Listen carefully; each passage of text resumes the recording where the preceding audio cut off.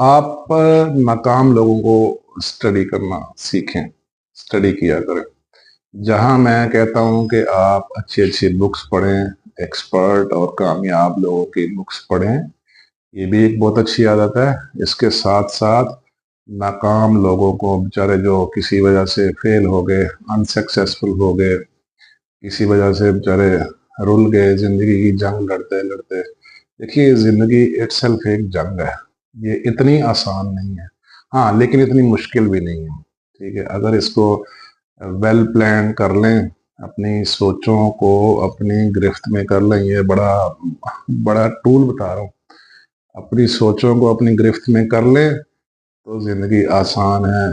अगर सोचों को गिरफ्त में नहीं करेंगे, ये अनगाइडेड मिसाइल होंगी, तो ये पता नहीं किधर जाएँगी। नाकाम लोगों को भी स्टडी करें